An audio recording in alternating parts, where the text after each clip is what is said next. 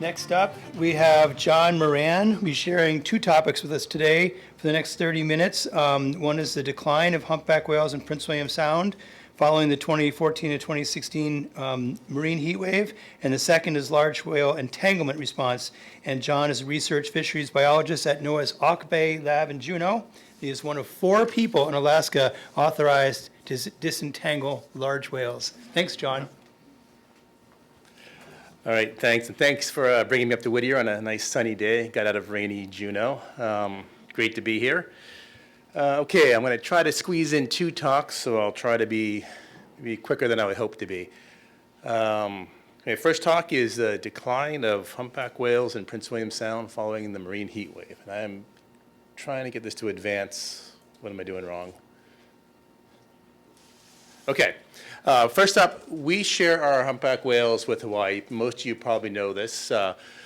Most of the Prince William Sound whales probably go to Hawaii, but a portion of them do go to Mexico. And we go back and forth with our Hawaiian colleagues wondering, are they your whales or they our whales? If the whales had a way to tell us where they're from. Oops, can you click it there? You can see here, obviously, this whale has an AK on it, and one more click right there. So anyway, we tell our colleagues in Hawaii that they're our whales, but we share them. They're breeding in Hawaii, they're feeding up here, so they need both places. Okay, next slide. Okay. So back in 2005, 2006, we're talking with our Hawaiian colleagues, and they're not seeing many whales down there. So these are just some news stories that came out. Kauai's seeing fewer whales, experts meet. So that was, all of us got together, like, where are your whales in Hawaii? And it was a lot of the tour operators that were first knowing this. So this is coming from like firsthand observations. It's not satellite technology. It's nothing too fancy. People saying, yeah, we're missing some whales. So we got together and had a meeting and tried to come up with what happened. So at the same time, things were happening in Alaska too. We started noticing things. Nothing big at first. But our Prince William Sound surveys, so I'm trying not to show too many graphs, but this upper right-hand graph is just the encounter rate, which is the number of whales seen per nautical mile of effort. It's a way to kind of standardize across surveys. And this is from our fall surveys. And things really dropped off after 2014. Unfortunately, we weren't funded in 2015 and 2016, 2 real important years. But numbers still haven't really come back since then. So fewer whales, and we're starting to see skinny whales. Typically in the spring, we're like, oh, that whale looks a little thin. He just came back from Hawaii, or she just came back. You see this kind of the fat behind the blowhole where the neck is. That's sunken in. On this whale on the upper photo, the scapula is kind of showing it sunken in a little bit, and the backbone looks kind of like a V shape across the backbone. Compared to this other whale that we saw in Prince William Sound in September of 2023, it's just fat. The back is just straight across. You can almost see in the middle, it almost comes up where the backbone is. But we were seeing skinny whales in the fall, which is not typical. That made us think a little bit. And we started seeing changes in feeding behavior. Typically in Prince William Sound, they're hitting these big aggregations of adult herring, or overwintering herring, or spring herring. Or big krill aggregations. They were kind of chasing around smaller schools of fish. They were feeding really close to shore, probably chasing maybe salmon fry or something like that, targeting these foraging flocks of birds, just getting little bites of fish. Again, just something like, yeah, that's different. And we were having a hard time with their photo ID. They weren't really fluking, and they weren't staying in one spot. They were kind of going places we couldn't even follow them with the boats. So that was just another kind of clue that something was going on. We saw a change in the nature of entanglements, more, anchor lines, mooring buoys, log booms and stuff. So the whales had kind of just shifted where they were feeding and feeding in maybe new areas. Just another clue. And I'll come back to this picture in the entanglement talk, but this is just a humpback whale dragging a buoy, and this is why you don't want to approach a whale from behind. You see the buoy there, you think you're going to come up there and check it out, and there's 300-400 more feet of line behind it. You don't want to get that caught in your prop. So I'll talk about that more in the next talk. So we also saw a decline in the in the amount of herring. Prince William Sound whales are mostly feeding on herring with some krill. The graph on the lower left, the dashed lines are aerial surveys from the Prince William Sound Science Center and Alaska Department of Fish and Game, just aerial mile days of milk, just kind of an index of how much herring is around. And you can see that herring abundance dropped off at the same time as the whale abundance, or right after the whales. The herring numbers dropped.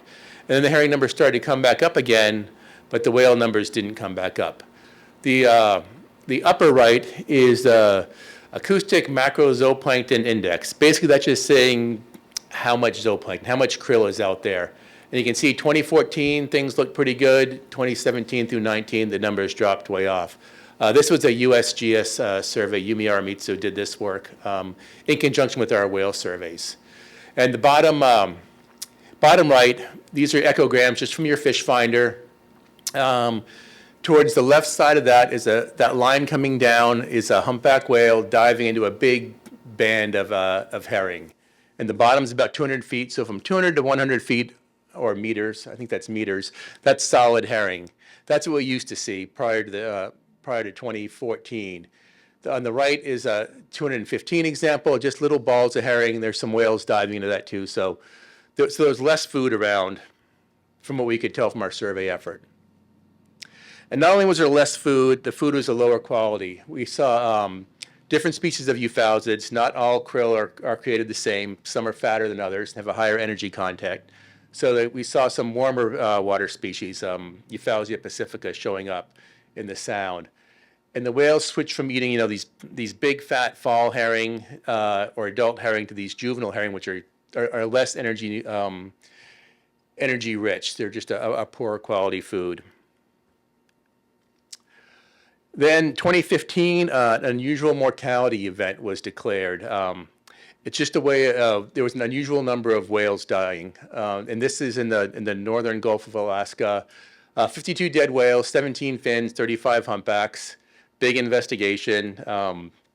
And anomalous physical and biological shifts in the 2015 Alaskan marine environment. That was what the blame was. I'll get back to that later. At the same time, huge murre die-off. And if you're around, you remember this. Murres were showing up in Fairbanks. They were showing up all over the place, dead. Millions of them. And these are just pictures showing dead murres washed up. I think these are from the Sound. The bottom one is murres, actually in Southeast. They were showing up there and just in places they shouldn't really be. And, eagles were picking them off. They were in the woods. Just, it was really bad. So common murres were dying. We started seeing weird fish showing up in Alaska, 2014, 2015, 2016. An opa was caught by a troller in Sitka. It's a fish normally seen in Hawaii. Blue sharks, ocean sunfish were popping up all over the place. So just weird things happening with fish. Then the cod stocks crashed. They closed down Gulf of Alaska cod fishing. They disappeared. They were just gone. No more fishery there. It was a big impact for those people fishing for cod. Blaming the blob. So the blob is not this blob. It's this blob. It's the North Pacific Marine Heatwave that happened from about 2014 to 2016-ish. This is just a graphic showing the sea surface temperature anomaly. So that bright yellow and red, that is elevated sea surface temperatures. And it wasn't just on the surface. It went down hundreds of meters. So it wasn't just like a top water thing. It went down really deep, and it lasted for a long time. So why is warm water bad? These are the mechanisms. So I say thin may be in, but fat's where it's at. So with this warm water came these warm water species of zooplankton, like these copepods. So on the left, we have this little skinny California copepod, not much oil. On the right, we have this big fat Alaskan copepod. That big central piece is just a big oil globule. Good source of food, good source of energy. So you have to think of things like herring and copepods. They're kind of like bears. So if you're in Alaska, you got to make, hay when the sun shines. So they're feeding in the summer when the production is high, just like bears. They're trying to put on a lot of fat for the winter. So the herring are trying to fatten up copepods. And then, if you're a herring, for example, wintertime is, you're a visual predator. It's dark, you can't see. There's not a lot of food around. So you need to put on the energy to make it through the winter. And this is what it takes for a herring to get through the winter. So these are vials of lipid or fat extracted from a Big Mac on the left, an adult herring in the fall, an adult herring in the spring, and a bag of peanut M&Ms. And you can tell, you actually see the different consistency, the different types of fat, the nice, omega-3 rich herring fat there. So this is what it costs for herring to get through the winter. That much fat is what they burn to get through the winter, which is about the size of a 9-ounce bag of peanut M&Ms or 3/4 of a Big Mac is what it takes to get through. So energetically, a big herring is like eating a Big Mac if you're a whale. Okay. So there were other costs along with this. So if you're a cold-blooded fish like a herring, your metabolic rate goes up as the temperature goes up. So like for a lizard example, if it's cold, a lizard's metabolic rate is down. As it gets warmer, the metabolic rate goes up. So that's your cost of living. They need more food. But at the same time, they needed more food. We saw the copepods and their prey items, their quality of food went down. So cost of living went up, wages went down if you're a herring. And then your taxes go up. So if you're a black cod or a pea cod or something, now you need more energy because you're a cold-blooded animal too and the water's warmer. So more predatory fish, more taxes on the forage fish. So for herring, cost of living went up, wages went down, and taxes went up, and they just didn't make it. And kind of the same thing happened for the whales, but the whales have some more buffering capacity than a herring. Okay, so how can we kind of explain this decline we saw with whales in Hawaii? So whales have some options. They can store a lot of blubber. They've got to do this migration.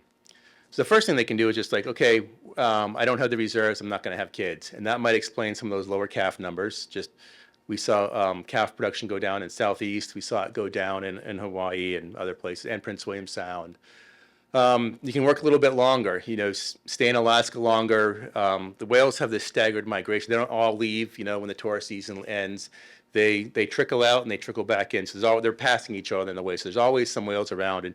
And Prince William Sound, November, December, there's still a lot of whales around, or there used to be a lot of whales around. Then fresh ones are coming back. Probably late February, March, there's new ones showing up.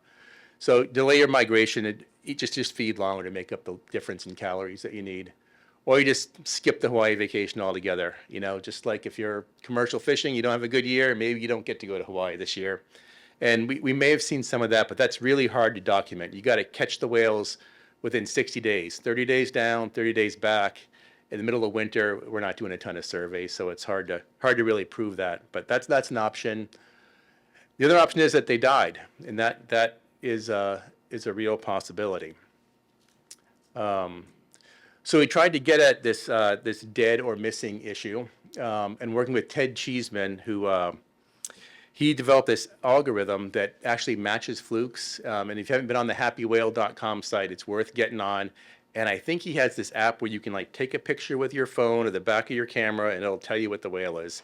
So we're working with him, and we just had a paper come out, and we found out that about 7,000 whales were missing from the Gulf of Alaska. So it peaked at about 33,500, like in 2012 or so, and down to 26,500 or so. So almost 7,000 whales are missing and presumed dead. So we are still trying to get at this. We're trying to, track individuals, and Prince William Sound seems to get got hit hard. Same thing happened in Glacier Bay, where they have a really good record of tracking whales there. We're pretty sure, I don't know if I can go back. So this is the Happy Whale web page here. You can see all these different interactions. We looked out in the Aleutians. We didn't see any of our whales showing up in the Aleutians. There could be some place that's not surveyed as much as others, but right now it's not looking good. So the good news is we're having some more stormy winters. There's more mixing, more nutrients getting up into the water column. Last year we saw 4 calves in the Sound on our survey, which is up. That's good. The whales seem fat. They seem happy. We did an April survey this year. Unfortunately, the end of March, beginning of April, and we had horrible weather, so we didn't get a great survey in. But so things are looking up, and maybe numbers are coming back. Although last summer was the hottest summer on record, according to NASA, so there's still some issues out there. So yeah, that's the first talk. I guess I'm doing okay on time.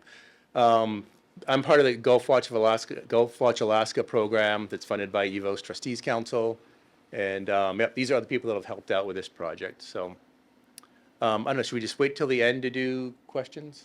Yeah, that's okay. Okay, and I'll try to get to this next one. We started a couple minutes late for you too, so.